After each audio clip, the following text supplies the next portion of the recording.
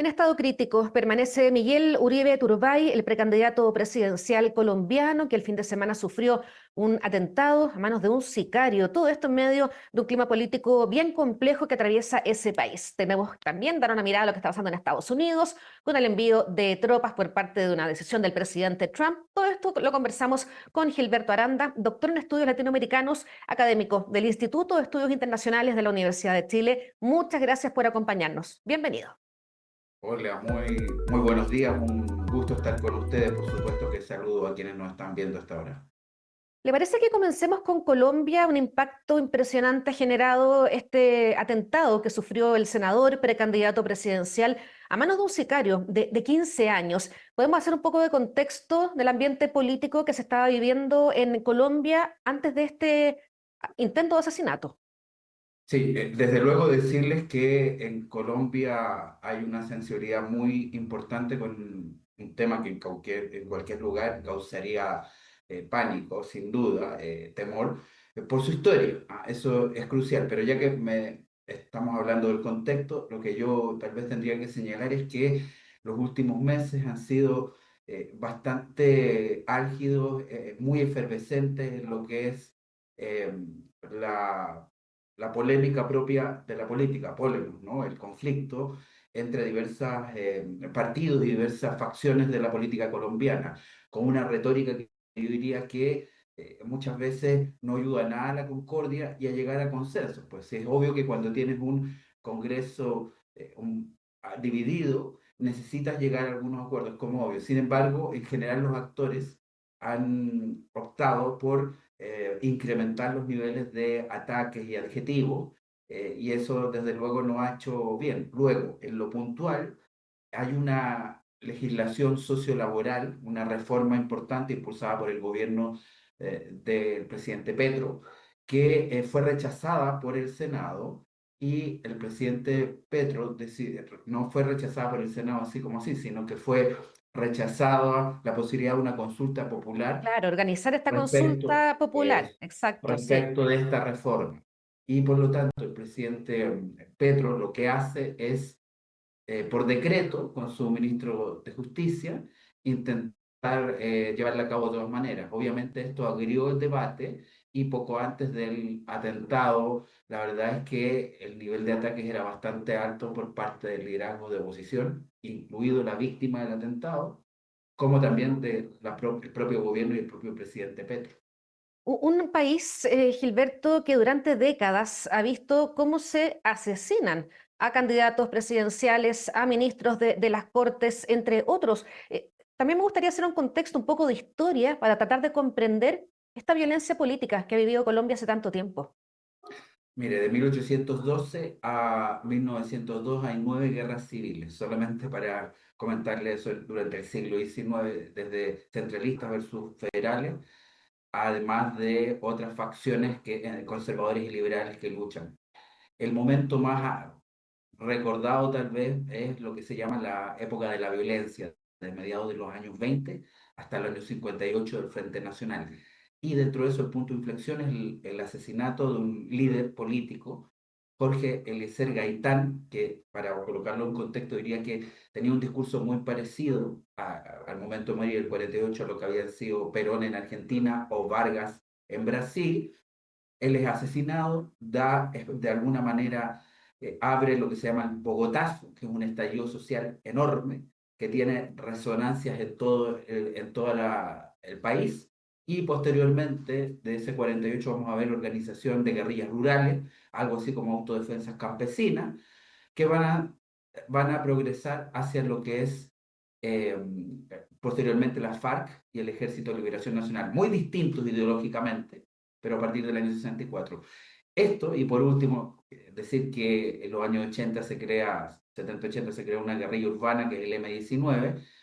En los 90 está el tema del narcotráfico, está todo enredado, ¿no? Pablo Narcotráfico Escobar, las mafias, los está. carteles de la droga. Fíjese que el año 90, en la campaña del 90, que empieza el 89, un año antes, ¿verdad? La precampaña, esa campaña, 3 precandidatos murieron. Eso es impresionante, 3 precandidatos, un liberal y 2 líderes de izquierda murieron. Y claramente eso significó un deterioro de la calidad de vida política. Fíjense que incluso el año 91, en este contexto de lucha cruzada, muere la madre de Miguel Uribe Turbay, Diana Turbay, que fue secuestrada por lo que era el narcotráfico, por el cartel de Medellín, y en este escenario es que muere. Entonces, lo que ocurrió retrotrae a una época que no se quiere volver, pero yo tendría que decir que lo que ocurrió es simbólico, ¿sabes? Porque fíjese que todo lo que ocurría antes eran gobiernos o de centro o de derecha, donde a menudo quienes morían eran críticos o gente de izquierda, como le comenté en el año 90. Claro. Esta es la primera vez que es como al revés, ¿no?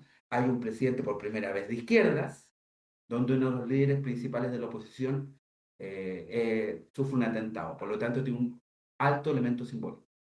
Han habido también, Gilberto, múltiples intentos por lograr la paz en Colombia. El Plan Colombia entre Estados Unidos, los gobiernos de Andrés Pastrana también, después el de Álvaro Uribe. Esos intentos, a su juicio, han valido la pena, bueno, obviamente han valido la pena, pero ¿cuánto han servido para traer la paz, llevar la paz a Colombia? Sí, bueno, decir que el Plan Colombia era una iniciativa de Estados Unidos junto con Bogotá, el gobierno, para de alguna manera terminar con el flagelo del narcotráfico y todo lo que tenía de alguna manera adosado a esa práctica, a ese negocio, que ese negocio ilegal que se cobre tantas vidas.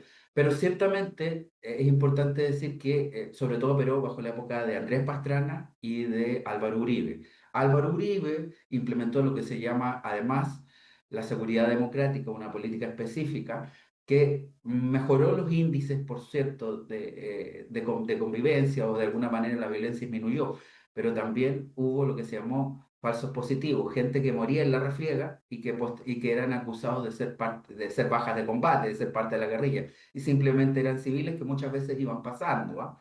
Se comprobaron varios de esos casos. Entonces, no necesariamente eso se acabó, más bien persistió tal vez en una intensidad menor. Antes hubo otros procesos de paz y el proceso más promisorio es el que se firma con la FARC el año 2016, pero atención porque si bien el 80 o 70% de la FARC lo coge, siempre hay algunos batallones que quedan descontentos y que han seguido la refriega, además del Ejército de Liberación Nacional que sigue activo y en pausa, diría. Muchos pensaron que con un gobierno de izquierda se iba a poder alcanzar una paz, precisamente con el ELN, y pues no ha ocurrido.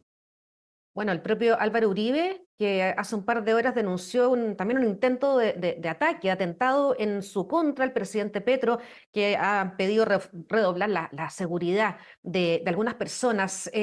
La investigación adelante todavía no hay muchos datos. Está este sicario, este joven de 15 años que está detenido, lo van a interrogar, pero no se sabe mucho qué fue lo que exactamente ocurrió con el caso del senador. Lo único que yo podría decir que está claro es que se trató de un menor de edad que cumplió una ejecución digamos, por encargo, es un sicario, efectivamente. Pero a este respecto, a mí me parece que lo más sensible son las consecuencias inmediatas y estructurales, porque si bien en general, con algunos bemoles, hay un amplio rechazo categórico a lo que ocurrió el sábado, este atentado, en forma transversal.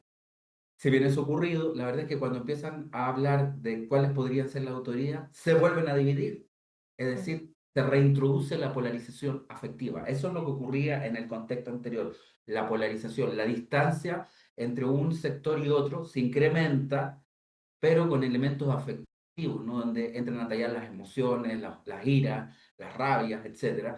Y yo además le tendría que agregar dos cosas muy breves. Uno, que se resiente la gobernabilidad porque se dice que hay una crisis política, una crisis institucional, y hay gente que empieza a mirar con cierta desconfianza a las instituciones y al gobierno, una parte, y por otro, y además agregaría que cambia el foco legislativo. Si hasta el 20 de junio había una serie de leyes que iban a pasar de diverso tipo, hoy día el foco es la cuestión de la seguridad y la campaña la campaña presidencial va a estar empapada de aquello.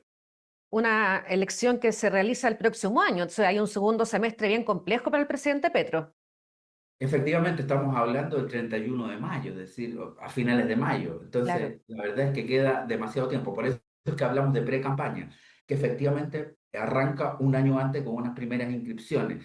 Pero claramente el ambiente, el clima, que ya estaba enrarecido, empeoró, está contaminado. Y si bien, insisto, hay un rechazo transversal y categórico, nadie está contento de los políticos con lo que ha ocurrido. Pero cuando empiezan a hablar de las autorías o a quién afecta, se vuelven a separar, a polarizar. Hablando de climas complejos y polarizados, vamos a Estados Unidos. Gilberto, el presidente Trump en las últimas horas anunció el envío de 4.700 militares por las protestas que se llevan a cabo ahí en Los Ángeles. En específico, se desplegaron 4.000 efectivos de la Guardia Nacional y 700 Marines. Estaba molesto el gobernador de California, Gavin Newsom. Y la edil de Los Ángeles también. Por También. lo tanto, esto también tiene más de una manera de mirar. Bueno, a esta altura para nadie es un secreto que el presidente Trump tiene algunas dosis de populismo como las que vimos también en Colombia. En eso uno podría decir hay mucha distancia, pero hay ademanes populistas en que precisamente en explotar el componente de la polarización en beneficio propio. Y claramente el presidente Trump está haciendo uso de los poderes de la administración, pero donde hay algunas dudas, ha enviado a la Guardia Nacional. ¿Esto ha ocurrido en Estados Unidos? Sí, esto ha ocurrido antes. Ocurrió en el año 65, a propósito de la cuestión de los derechos civiles bajo la administración Johnson, de Lyndon Johnson. Ocurrió el año 92, precisamente en la misma California, después de que un ciudadano fuera de alguna manera herido, y se encendieron una serie de protestas. Por lo tanto, esto ya ha ocurrido. Recordemos que la Guardia Nacional es el cuerpo armado que entra en acción si es que Estados Unidos es invadido por sus costados, ¿no? Por sus vecinos. Como ustedes saben, yo no veo muy posible que eso ocurra, pero que también se usa en algunos casos de conmoción pública, en caso de insurrección, como dice el gobernador de California, también ha sido aludido. El presidente no ha hablado de esto y sin embargo lo envía en virtud de que de reforzar la política o la política antimigratoria. Este es el tema, ¿no? El tema que está lleno de afectividad, como decía. La migración, California, ustedes saben, es un estado que tiene algo así como un 27% de migrantes, o sea, uno de cada cuatro son migrantes. Es muy por encima de la media nacional en Estados Unidos, que está entre el 2 y 13%. Y claramente en ese contexto hay protestas, pero protestas que se podrían expandir. Ya tenemos algunas en el estado de Nueva York. Y claro, la decisión de mandar a la Guardia Nacional de alguna manera hace entrar en colisión con los demócratas. Porque, perdón, una última Sí, cosa, sí, sí. porque el presidente Trump republicano, California, bastión demócrata, ahí están todos los ingredientes. El presidente Trump tiene que de alguna manera mostrar que el tema migratorio está tomando acciones rápidas respecto al tema migratorio y tiene una acción además altamente mediatizada que le permite ganar réditos políticos de forma inmediata. Trump despliega estos 2.000 efectivos de la Guardia Nacional el sábado y el lunes temprano anuncia el envío de 700 Marines. ¿Esa señal qué le parece, Gilberto? Los marines son parte de la élite de las Fuerzas Armadas y eso sí es novedoso. Como digo, es parte de la espectacularidad, de lo altamente mediático, de una decisión política, de una decisión ejecutiva. No solamente enviar a la Guardia Nacional, sino que además a añadirle los Marines. La Guardia Nacional, insisto, se usaba antes en contextos internos. Los Marines creo que es otra cosa. Así que esto me parece que es altamente complejo y tiene relación, si nos ponemos a pensar un poco, ¿las guerras terminaron en 48 horas? Pues no, no terminaron en 48. ¿La economía va bien? Por ahí alguien decía, es la economía, ¿va bien? Pues no, hay señales contrapuestas, hay señales en distintos sentidos. Y además, usted comprenderá que con los aranceles que les aplica a todo el mundo, socios y no socios, esas aranceles no son de alegría de todo el mundo dentro de su propio flanco político. Hay senadores republicanos que no les gusta mucho esto de los impuestos o los aranceles. Los aranceles son impuestos, para que seamos claros. Entonces, En ese contexto, ¿cuál es la política que le permite, de alguna manera, aglutinar a su flanco político y satisfacer a sus audiencias? La política migratoria. Acá es donde puede cosechar inmediatos réditos políticos. Bueno, lo usó también en su campaña en reiteradas oportunidades y ahora lo está llevando a cabo con esto que ha enfurecido, como decíamos, al gobernador Newsom, al gobernador de California. Habló de una decisión demente e incluso dictatorial por parte del presidente Trump. Sí, y en ese sentido, tal como usted dice, esto tampoco nos debiera sorprender tanto, ¿verdad? Porque se trata de una promesa que hizo y está aplicándolo, claro que con todos los elementos que tiene a disposición, como ha sido costumbre. Algunos que están ahí en una línea difusa dentro de la legalidad o no.